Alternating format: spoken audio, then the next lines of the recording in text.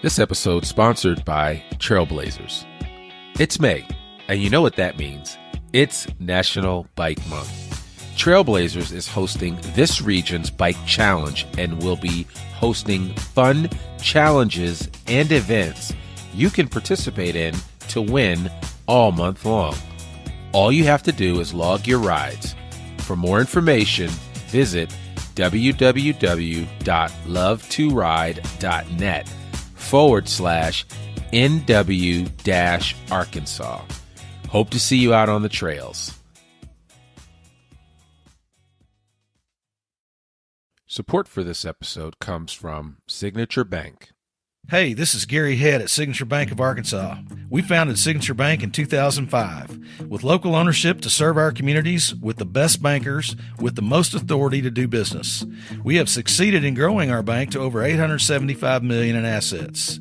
We have locations in Bentonville, Rogers, Springdale, Fayetteville, Brinkley, and we have recently expanded to Harrison and Jonesboro. We have 176 teammates in climbing. Our teammates love our communities and the customers that we serve. We're always here to serve and eager to do so. As Chairman and CEO, I welcome your call to have the opportunity to serve you. Please call 479-684-3700 or visit online at signature.bank and tell them that you heard about us at I Am Northwest Arkansas. Signature Bank of Arkansas is a member of the FDIC and an equal housing lender.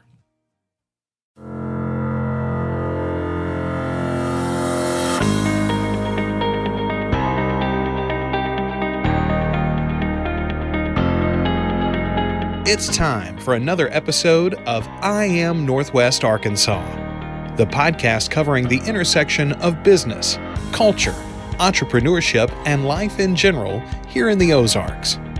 Whether you are considering a move to this area or trying to learn more about the place you call home, we've got something special for you. Here's our host, Randy Wilburn.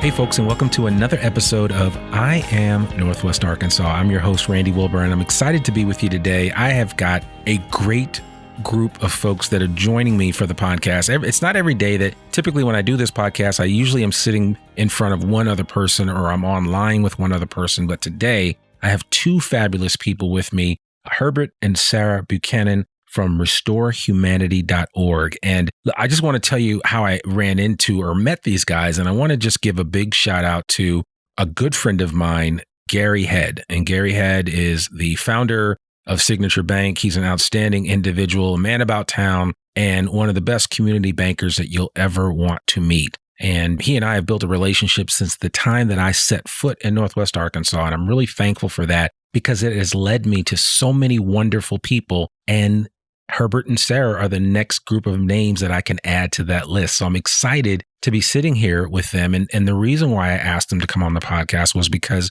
I got to attend an event at Bordino's, shout out to Bordino's, where Herbert and Sarah talked about their mission, which is a program called Restore Humanity. And it is an outstanding program. And I will never do it justice to talk about it, which is why I brought them on the podcast to share their superhero origin story and talk about why they find themselves in Kenya, why they find themselves in East Africa, helping people that are thousands of miles away from them here in Fayetteville. And they're making a difference in one life at a time as they do it. So without further ado, Herbert and Sarah Buchanan, welcome to the podcast. Thank you for having us. Yeah, thanks for having us. Absolutely. Absolutely. It is my pleasure. So, ladies first, because you know what, and I'll let you go first, Sarah, because you really did a phenomenal job explaining Restore Humanity and explaining the difference that you guys are making. But I would love for you just to kind of tell your superhero origin story, how you guys connected, and then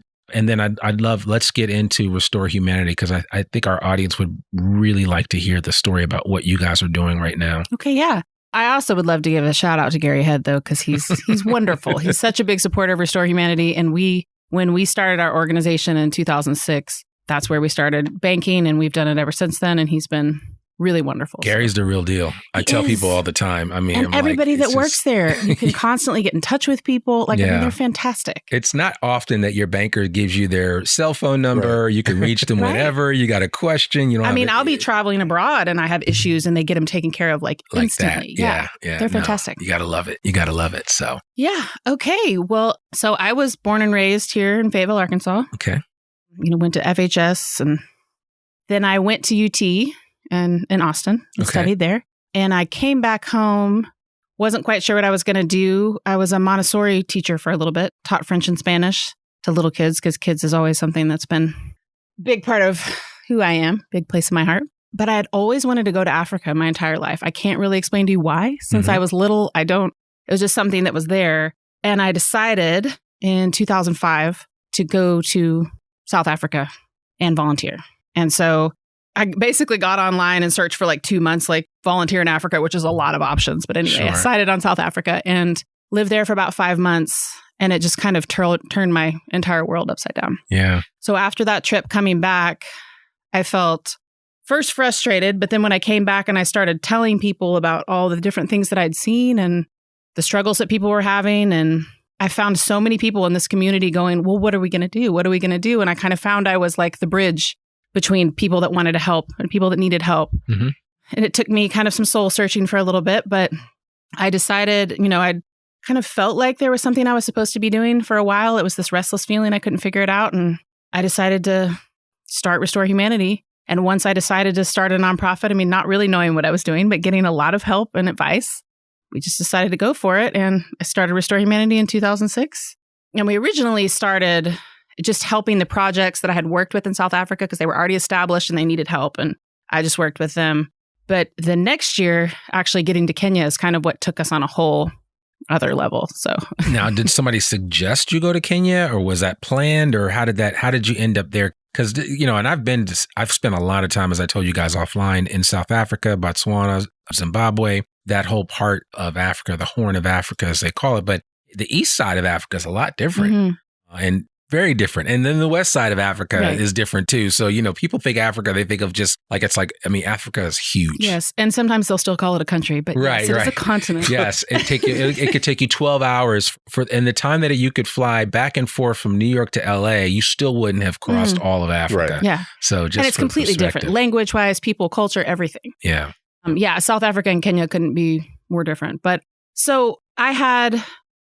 Kenya, someone was actually trying to, in 2007, someone was trying to get me to go to Ethiopia. Okay. And she was telling me she's from Ethiopia. She was telling me she'd come check it out. And I had always wanted to go to Kenya. I'd been to Kenya once, like my trip to South Africa, I went there for 5 days because I have a lot of friends from Kenya, people that I'd met in Austin and people I'm very close to.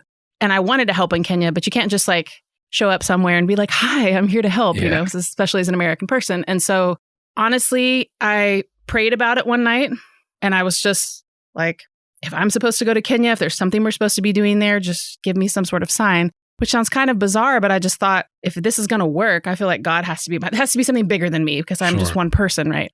The next morning, this is bizarre, but the next morning, I got a call from my friend's sister, who they're from Kenya and their mother lives in Kenya. And she said, Sarah, I had a chance to look at your website. I hadn't mentioned this to them at all. I had a chance to look at your website and I was wondering if you guys are going to expand into Kenya, if you're going to do anything in Kenya. And kind of the hairs on my arm stood up. I was just like, this is really strange. And she was like, well, my mom has retired and she's moved from Nairobi and now lives in Serimbe in the village. And she's got a building and she's got land and she wants to open a children's home. Is this something you'd be interested in? And I just was like, my jaw was on the floor and I honestly booked a ticket within 24 hours to go. Yeah. So, it was just a bizarre thing. And I went to see if it was even feasible, but I just kind of followed that direction. Sure. Didn't go to Ethiopia, didn't go anywhere else. And then going there, I think I spent 8 weeks the first time there in the village just to see what the need was and see if it was possible and spend time with Mrs. Opad, who I'd met her before because I knew her kids and she'd been to visit them there. But it was a whole other relationship we were building together. But yeah, so that's how we ended up there. And Mrs. Opad is she's the co-founder of what we do now, our JCO Children's Home there. And she basically is like, people say, it's so neat, the work that you're doing. I'm like, this is my partner. Mrs. Opad, who I also call Made, Juanita Opad is her name. She's like, none of this happens without her. She's the secret sauce. Yeah, yes, she's definitely the secret sauce. And so together, we've been able to do We opened our children's home in 2010. So my first time I went was 2007. We started raising money to build this children's home. Took 3 years, huh? Yeah, well, it was also the recession. Yeah, that's right. Yeah, that's right. Yeah, that little R word, yes, right? And yeah, I wanted to speed up. I was ready to just we got to get kids in there. We got to do this stuff. And I had people, my board, thankfully, was like, you need to slow down. Yeah. You got to have money to take care of the kids before you can get them in there, which was totally true because you don't want to take kids from chaotic situations and bring them somewhere and then you can't take care of them, Right. And thank goodness they told me that. And we decided we had to have money to take care of them for a year before we were moving them in. And thank goodness we did that because then the recession hit. So it took longer. But if, we would have rushed, this would be a whole different story. Yeah. And I mean, it just, like I always tell people, a lot of times when that was a door that you were able to enter into that you didn't have to kick open. It just opened for you. Yeah. And I mean, I love hearing stories like that. And I think all of us need to hear an encouraging story like that from time to time to realize that sometimes it's not our power that does anything. It's just other things that come together to work for good for what you're trying to what you're trying to make happen. And it will just come together in such a profound way. And so I'm glad that you shared that because and again, even then it still took 3 years to develop it. So, these things, especially at the beginning, people were just looking at me like I was just this young girl that, they're just kind of giving me a pat on the shoulder. Like, that's neat, sweetie. That's a great idea. It took some time to get, but now we've got just this incredible base of donors that have been there with us. People know you're serious and you've got 12 years under your belt now. Yeah. So I think I was impressed by what you shared. And for those of you that are listening, I got a chance to watch, I got invited to this get together and it was a wonderful party. There was a great food, great wine, and just an outstanding presentation about Restore Humanity, which really just stuck with me from the moment that I saw it. And that's why I was like, wow, I got to share this story with you guys because I think you'll really enjoy this. So now, how did you guys connect? You guys being Herbert and Sarah. We're actually both from Fayetteville. Right. And went to high school at the same time. Okay. You guys weren't in the same grade though, right? I was in the class older than him. Oh, so yes. Okay. You like the younger men, huh? Mm-hmm. Yeah, okay. As I like older women. I'm only like 7 months older. No, I know. I'm messing with you. That's fine. So you guys are both Bulldogs. Yes. Correct. Yes. Okay, cool. And then it just... Yeah, so we actually... Do you remember me from high school? Not really. Well, it's mutual. Really. It's like we basically mutually knew a bunch of different people. And then through friends, like when we were in college, we became friends through other people. And then we became like very close friends for a long time. I mean, we were friends for a very long time before we started dating. And then, so she went to UT, which I don't hold against her. Yeah, it's all good. We took care of that business last September, though. So I'm just messing with you. So I always cheered for the Hogs when the Hogs were there. No, I'm a Razorback. Yeah, it's all good. Fair enough. I stayed here in Fayetteville to attend college, studied philosophy and economics here at the U of A. After I graduated, I spent some time on the East Coast, bartending in and around New York City, taught English for 2 years in Taiwan, came back here, and I'm guessing I defer to the person with superior memory in this relationship. So 2010, 9? Yeah. About 2009? Yeah. And I'd heard that she had started Restore Humanity, was doing some cool things. I got involved initially just volunteering at events. Mm-hmm. And then later she helping write a grant. Help me do some grant writing. Then at some point, she put you to work. We started dating. And so... Yeah. And then he came to Kenya for the first time in 2012. That's right. What was that experience like? Well, first of all, you should know it takes 8 airplanes to get there. Any trip you take, it takes 4 to get there and 4 before you get back. Absolutely. I'm pretty well traveled, so there was nothing that was totally shocking or unique about the experience. But what really took me back from the moment I got there is that they really consider Sarah one of their own. Yeah. She's Sarah Insadembe. Yes, right? Nyasadembe. Yes, I'm not saying it right. Her Luo's better than mine. He's daughter of Sarumbe. Right. Okay. And so people would speak to me as if I was dating their daughter. Oh, right. Okay. Now I traveled with her from the other side of the world to get to meet these people who clearly love my now wife, then girlfriend. And so, no pressure, no big deal. Yep. Especially with Made, Mrs. Opat. She's an intimidating. Yeah, you've never met anyone as formidable or as intimidating as she is. I'm tempted to tell the story of her speaking at our wedding. It's just briefly. Okay. Well, so I'm trying to keep it brief. My sister, so I have 2 sisters. She has 2 brothers. Okay. My sisters were my best men Okay. in our wedding. Okay. My And her brothers were her bridesmaids. bridesmaids. Okay. So that's how that worked. And my sisters both give very beautiful speeches that happen to be mostly, I think, about me. Yep. Right. Cole, her youngest brother, gives a speech. It was also quite complimentary of me. Right. Joey does. My older brother. Her older brother Joey does her justice. Yep.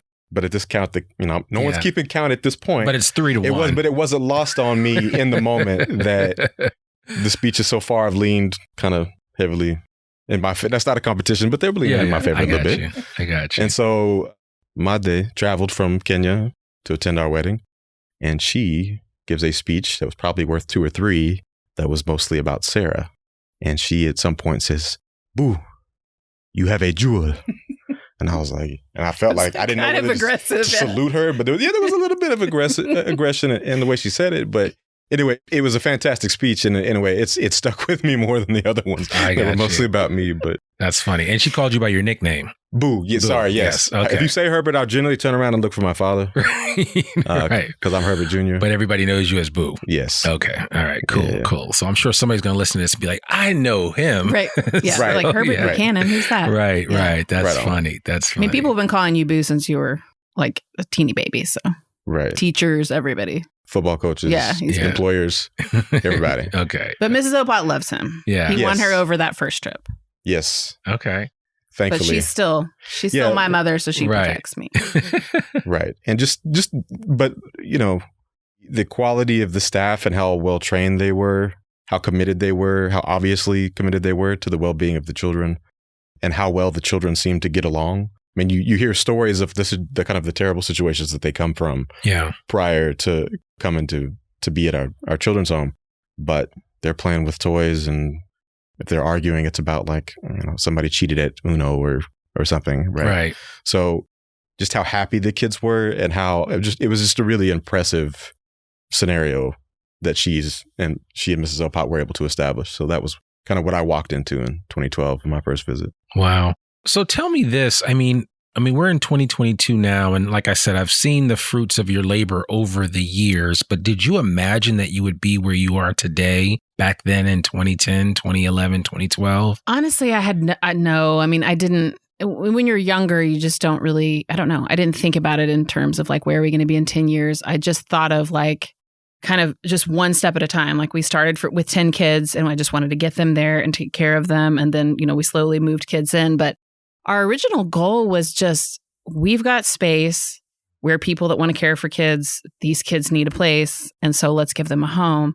And it took me a while to really believe that it was working. Like I would see that it was working and the kids were, but it's like they've just been through so much, Yeah. and you just think that, you want to believe that love and consistency, because we don't allow volunteers to come there. It's just Kenyan staff that's taking care of the kids. Like we come and visit them, but we just don't want to have people in and out of their lives because they've already had that way too much. And so the consistency of care, like the women that have been caring for them since they first got there are the same women that are there. And so you want to believe that love, safety, and all of these things can rebuild a child's life. And it actually does work, which is amazing. They're really resilient. But it took me a while to really go, okay, we're doing this. Like this is actually a thing. Because some of the stuff that I had seen in South Africa were more like warnings. Don't do this. This is how bad it can be. And so I had seen really bad examples, both in South Africa and Kenya, that I didn't want to do. Like one of the places we visited in Kenya, and I think the people that were running it they were trying their very best, and it was all coming from a very good place. But they just had so many children, and then they only had like 4 people taking care of them. And they had, I think when we went, there was like 70 children. Oh, wow. And the guy who was running it, he was just kind of flabbergasted, and he was taking these kids in. They needed a place, and I respected it. But this was before we opened ours. And this is one of the reasons that we said, we're not really going to go over 20. I mean, we can go to 25, but like we're keeping it at this small number. Yeah. Because otherwise people stop getting as much food. I mean, even if you like look at resources, but just even care, we want it. Like from when we started, we decided that we want it to be run like an institution, have policies, rules, different things that we're doing. But for the kids, it's supposed to feel like a home. It needs to feel like a family. Because I feel like as humans, we don't need to be raised in institutions. Yeah. We need that home. We need that family. We need a place to have our roots and people that with place where we feel like we belong. And if you've got 70, 90 kids, it's hard. You lose that. I mean, you're going to lose that part of it, even if you're helping. And so it was just kind of seeing the way people were doing it. And I was like, no. So those things were helpful, but I was just very anxious to get it right. Yeah. And so tell me this, because and again, I want to paint a picture for the listeners so they can have a better understanding of how Restore Humanity works. Now, all of those kids that have come to Restore Humanity, they weren't necessarily, they weren't parentless, right?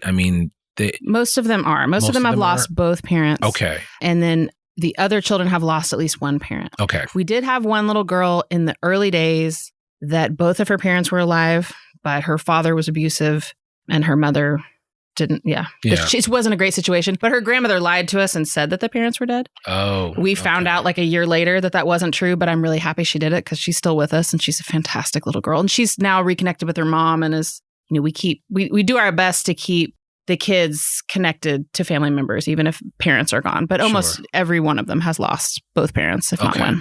All right. So then they come to you and then you guys love up on them. You teach them or do they go to school? They go to school. Okay. We have a daycare center, like an ECD center, which in Kenya is what it's called, just early childhood development. So that's like basically 3-year-olds to like pre-K. Okay. Yeah. All right. And then what I was amazed by was that you had one of the kind of graduates, if you will, of your program that is actually here in the States. He's working in Charlotte, doing amazing things. You've just the laundry list of accomplishments are kind of off the charts, but how do you get these young people from that initial stage to where this young man is? I believe his name is Moses, but just phenomenal outcomes. And it's like, that just doesn't happen overnight. And so, to be honest, a lot of it is them. Yeah. Right. These kids are like, it's not as if we're selecting for the most talented. You're amazing not, and you're amazing. You're not Charles Xavier. You're like this, you guys are all special. No, it's really, we had somebody tell us this and we hadn't really thought about it. A dear friend of ours, Candy Clark, who passed away in 2020, but she just said to us one day, she goes, everything you're doing is about leadership. And I was like, that's really true. Like, it's not, we're not explicitly saying be leaders, but like the kind of environment that we're giving our kids, they're becoming the best versions of themselves. And it's amazing. And some of our kids are in university and some of our kids will be electricians and we have a big range, but we try to get them to get the best of themselves. But Moses is a particular example because he actually didn't live in our home. I met him on my first trip there. He came up to me after church. He was this tiny little kid. And he was like, "Excuse me, madam." And I turned around and he asked me for 50 cents to help him get a protractor for his exam that was coming up in 8th grade. And so I gave him 50 cents. I'm going to ask Madde first because I don't do anything without. Yeah. But I gave it to him. And then he just kept coming around after that. And from that moment, he kept telling me, "I'm going to go to the United States and I'm going to become an engineer." Look at this 14-year-old kid that I'm like, what are you talking about? Yeah. And I thought he was bizarre for a while, but he just every year I would come and, sometimes twice a year. And then he would just be there telling me this.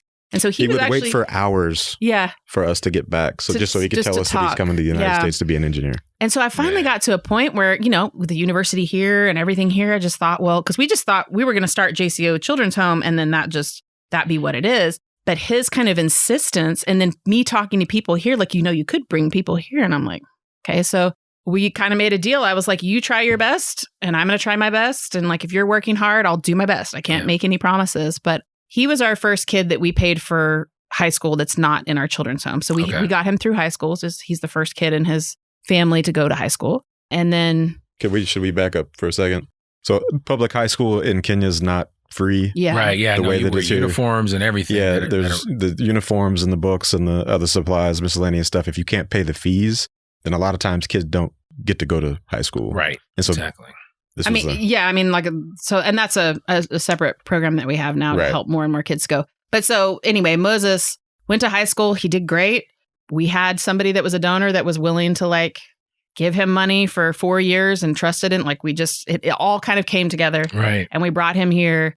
And when he was here, if you look at his accomplishments, it's just ridiculous. Like Boo was talking about them at the dinner. He was at the U of A. He was the first international student to ever be in the Senate. He was the first homecoming king of the just insane. Total overachiever. Yeah, his first year at the University of Arkansas, he becomes their first homecoming king. That's funny. I know, That's but just funny. bizarre. But now he's graduated and he is actually an engineer in Charlotte and he's doing great. But so he's kind of a different case because he was our first kid that we brought here just to basically see if it worked. And he did so well. We actually have another student here, Juma, that's now going to the U of A. And he's from our children's home. Yeah. And he's doing information business systems. But it's like for each kid, most of the kids that we have will be going to university or training or technical college actually in Kenya. Yeah. Because that's just better for them. Yep. Better for them for their future being in Kenya. And it's just the cultural differences are really big. Like the kids that we've brought here, we've just been very selective because it's a really hard shift to go from being in a village to coming here. Yeah. And it takes quite a bit out of them, I think. It takes a special kind of person to be able to be able to thrive. And both of them have done great at that.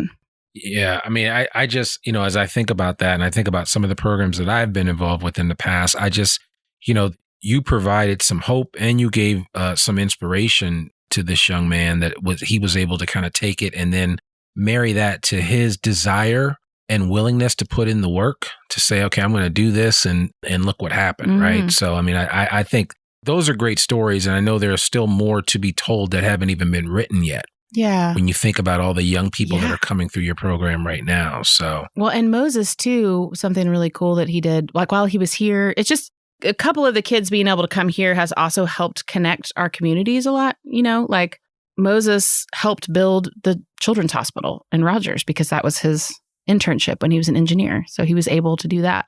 And then since he's actually been here, he actually raised money to build a classroom at his when he was still in college, he raised money himself to build a classroom at his former primary school in Serimbe. So it's really neat to see like RH scholars, now our kids that are getting older, the visions that they have for Serimbe, because we feel like the visions that they have for Serimbe are going to be the ideas and the things that they want to do because they're from that community are going to far surpass what we would ever come up with. So we're excited to see all of their enthusiasm and their willingness to want to do it, I should also, just to brag a little bit more on Moses, he has a brother and a cousin that are currently in college. Okay. That he's putting him through college. Okay. So it's like with his resources that he got from his job. And so it's a kind of domino effect, which was always kind of the intention, even if we don't know exactly how to play out. Teach a person to fish. The rest of it kind of works itself out. So, that's exciting. So what are your hopes now? I know you mentioned a couple of the challenges that you guys have kind of dealt with, specifically in bringing some of the young people here to the U.S., right? Because of State Department issues and a lot of the things that have happened over the past few years between administrations and all that. It's just become a lot harder for people to get visas and to come here to the States. And that's really to our detriment more so than anything else. When I say our, I mean our country, because we need, agreed. We have bright minds here, but there are bright minds in other parts of the world that want to come here as well. Right. And while they're here, if they stay here for a long time or anything else, they end up paying taxes here and, and they make our country better. And they make our country better. Yeah. So, but I thought you guys made some really important points about that and what we should be looking forward to. I almost felt like, man, I wish I knew somebody in the State Department that I could call. Just hey, brother, if you got that number, please call it. Exactly. So it's like, what can I do to get some help to these folks? Because I know that you have some really great people. I remember you talking about that young lady that's there. I think she's probably in high school now, but no, she's in college. Oh, she's in college. She started, but she should have been here. She should be here, right? Yeah. Okay, yeah. So I mean that's I'm sure you'll probably see more of that, and I guess the goal really is to have a place for them to land when they have matriculated through your program, so that they can continue to do the good work that you've set them up to do. Yeah. I think the biggest thing is that was very frustrating. We were trying to bring Pamela here because she's someone that, she moved in 2010. She was one of the first 10 kids. And so I knew from a very early age, this child has the ability to do anything. And I just watch her. And as she got older, I started, she was asking me about the U.S. because as soon as Moses came, everyone's like, hey, do we get to come? What's going on? Right. And so there were a select few kids that I would talk to, like, listen, this isn't, guaranteed at all. Like, but you have to do your part. You have to behave. You have to study. And Pamela was just, she's not perfect because no one's perfect, but she's really close. She's a fantastic human being. And it was just frustrating because of the pandemic. Everything got paused and then State Department changes because of the pandemic. Anyway, we tried 2 different times to bring her and it just wasn't happening. So what we just had to shift gears, and she was ready to just get her life and her future started. So we got her started in college in Kenya, and she's studying psychology and counseling. And it's not out of the question that even maybe for graduate school or something later on in her life, because she's just such a bright human, that the more that we could give her to help her come into herself, the better it'll be for the world. Yeah. And she's a fantastic That's a human good way being. to put it. Yeah. Yeah. But a lot of the kids, as we said, even before that happened, are better suited in Kenya. That's just culturally and just kind of what they want to study and where they're going to be. And we have a child that's studying, well, he's not a child anymore. He's like 2 feet taller than me, but Elvis, who's studying to be an engineer right now, an electrician right now. Right. You know, we have one of our kids that actually went to school with Pamela, who is now studying hospitality and restaurant management, which is something you have to do to get into any of that in Kenya. Yeah, if you want to work at a prestigious or even kind of vaguely nice restaurant in Kenya, then they're going to want to see that you have this particular degree. Yeah, and he's doing great. So it's so he's doing well. And it's really neat to see them grow. And it's just to hear their ideas about what they think about in the future, like what could Serimbe be? Because a lot of, we talked about this at the dinner too.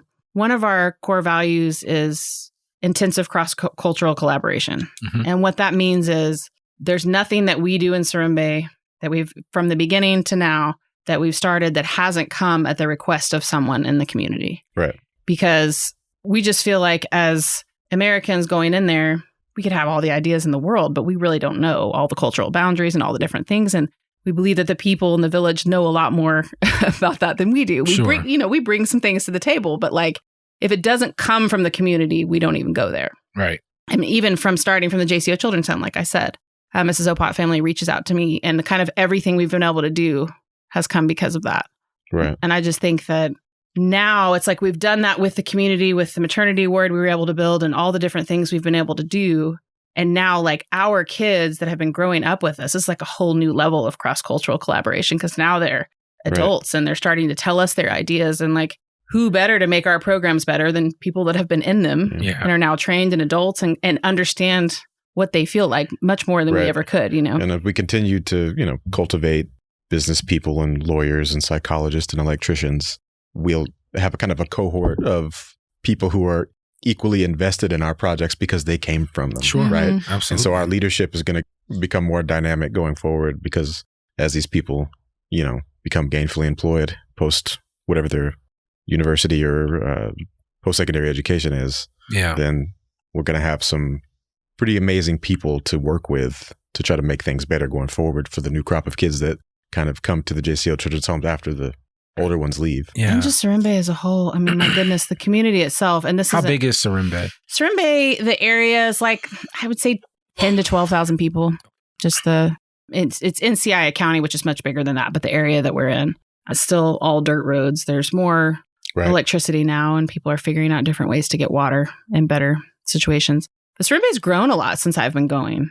I mean, even like the high school, when I first came, I think there was maybe 300 students, like 2 girls. Oh, wow. Yeah. And then now... They make up the majority. Now it's like 2,000 students, and there's more girls than boys now going to school. And that I'm not taking credit for that at all. I was a part of that and adding pieces to it. I mean, that's change in leadership and different stuff at the school, but the community has grown a lot, and we were able to do that with the maternity ward and help the local clinic. And so it's neat to see how it's already growing. In the future. I just can't even. Yeah, the wind was already blowing that direction, but we helped it along a little bit. Yes, we're part of it. But there's a lot of people doing stuff. Sure. So is there a wait to get into Restore Humanity? I mean, as far as... Into the children's home? Yeah, into the children's home itself? No, so how that works is when we have basically the district children's office from the county where we're in will call us and say, we have kids, do you have space? It's something like human services. Yeah. Right. So they'll just be like, we have space. And then Made will call me and say, is this okay? And then I say, yes. We just moved in 4 kids in January. Okay. 4 new kids because we had a lot of kids graduate. Yeah. But right now, like we don't have space to have anybody in, but there's not a wait list. There's other children's homes in the area that the county will take kids to. Okay. So, but we keep it at Like I said, a maximum of 25. Are you hoping to expand some? I'm trying to remember if you mentioned anything about expanding any of those buildings that you have. Is that part of the plan? No. So like I said, kind of with the children's home specifically, it's going to stay at 21 to 25 kids until the end of time. Period. Until the end of its time, whenever that is. But since we have our RH Scholars Program, which is an extension of that, every kid that graduates from the JCO Children's Home, we try to provide some sort of post-secondary education to them, whether that's university, college, technical school. And so as we get more RH scholars, then we have more space at our JCO Children's Home, and then kids can move in there. And so it's like these two programs just keep organically growing for how they're set up. So like in the next 5 years, we have 8 kids in high school right now, and they'll all be coming into being RH scholars. And then we have 6 RH scholars right now. So it's like it just keeps kind of growing. And then so we're just focused on that and focused on doing that well and taking care of the kids we have. And we also have an outreach program that extends to, we talked about a little bit about the high school not being free, but every year we raise money to send kids to high school that aren't in our home. And that's a program that could keep growing. Sure. Last year, I think we sent 137 additional kids to high school. And so that can keep growing. We have a MaxiPad program where we provide, this year it was 1,000 girls with MaxiPads for an entire year to help them go to school. Okay. So those are programs that can grow a little bit easier. But our children's home is kind of the core and the heart of what we're doing. And it stays the same size just for that, the home family type situation that we talked about. But there's other things like, you know, we've been able over the years to help build up the high school. We've built dorms there. We've built maternity wards. So we've been able to do other things in the village. When there's opportunities for collaboration with village leadership on infrastructure projects, for example, we'll do that. Yeah. And we're always on, especially in a place where there's not paved roads and running water. Yeah. It's not like there's going to be a lack of opportunity for that, or a need for that, I should say, opportunities. We'll take it when we get it. But the home itself needs to stay 20 to 25 kids so that it feels like a family to the kids the entire time that they're there, right? So we get them at however old they are, and they have a continuity of the caregivers that, you know, provide them with breakfast, help them with their homework, take them to the doctor when they're sick for the entire time, that their entire childhood and adolescence at the JCO Children's Home. And then when they graduate, they'll join the Restore Humanity Scholars Program, and we'll put them in whatever situation is most conducive to their success based on their kind of aptitude and ambition. Yep. And then... Well, and also just to say, like, as you're saying this, because people often ask me this, like, we don't do any adoptions from the home at all. It's not, we, like, once the kids are ours, like, they're ours and they're staying with us. Most of them are with siblings, like, at our home. And so that's actually their home to keep that consistency going. Because I know a lot of international groups, that's a very different thing. So yeah, it's just very much their home. Okay. And that's where they'll be until they graduate. But so it's like the way that it's set up, because we want to help them afterwards, and they kind of become alumni and they're working. And so it's just like everything's, when we look towards the future, you know, in the next 5 years, it's going to be just mostly making sure we can take care of all the scholars that are coming through and taking care of the new kids. But then, you know, you look 10 years down the line, and some of the ideas that people like Juma or Jareem or Moses have for, you know, the community of Serimbe, those are ways that we could possibly expand and do more. Yeah. But we're kind of waiting to see where their visions take us. We're just trying to do what we're doing well and make sure that all the kids that are dependent on us now, we keep doing that for. Yeah, I would like to speak on Juma's ambition for just a second. Juma's the young man who's at the Walton College right now. And I think you and I talked about this when we met the other day, he would like to set up some kind of computer training center so that people in the village can learn programming languages that there's a market for, so that people there can be getting paid in US dollars or euros or the British pound. He wants to start his own Fiverr or Upwork right there in Serimbe. Yeah, and the talent's there. Like, poverty wastes the potential of people in this village, and he wants to kind of join us in our mission to try to, like, develop all that human potential and talent. And it's really exciting. He has a kind of passion for this, and he knows a lot more about it than I do. But he's going to be finished at the Walton College here in the next, I don't know, year and a half, 2 years. So once he gets started on that, that's going to be very, very exciting for a lot of people. Well, and it's crazy to me because there's not very much access to computers at all. Like, there's a couple in the school. There's a kind of computer place where people can ask someone to type something for them. But most people don't know. I mean, Juma didn't have really any access to computers before he came here. And now he can, like, literally break computers apart and put them back together. And also he could do software and hardware. Yeah. He does programming. He's codes. Yeah, no, I know. I can't. I'm not surprised by any of that. I don't know if you've ever heard the story that Seth Godin told about them dropping off a bunch of laptops to a village in Africa, and they didn't give them any instructions or any manuals or anything on how to use these. And they came back like 6 months later, and the kids had all taken the laptops out and repurposed them and had figured out how to code them properly and all this stuff. And awesome. so all that speaks to the simple fact that the mind is a lot more malleable and there's a lot more ingenuity there than we give credit for, right? We just assume that, everybody's got to teach everybody something, but there's some things that these young people, especially young people today, I don't care what race you are, young people today, they iterate and learn things at a faster pace than even we did, right? I mean, we're all kind of contemporaries in age, but like when I look at what my 12-year-old can do, and I'm just like, man, it's light speed, right. And so I just think that it's important for us to remember that. So a lot of times people say, those resources over there won't really benefit them because they can't do anything with it. And I beg to differ. I believe they can do actually a lot with it. And just need the opportunity. Right. Yeah. The opportunity needs to be seen. Yeah. So, yeah. So I want to ask you guys this as we kind of wind this up, because this has really been an interesting conversation about Restore Humanity. And I'm glad this is kind of a different podcast for those of you that are my regular listeners.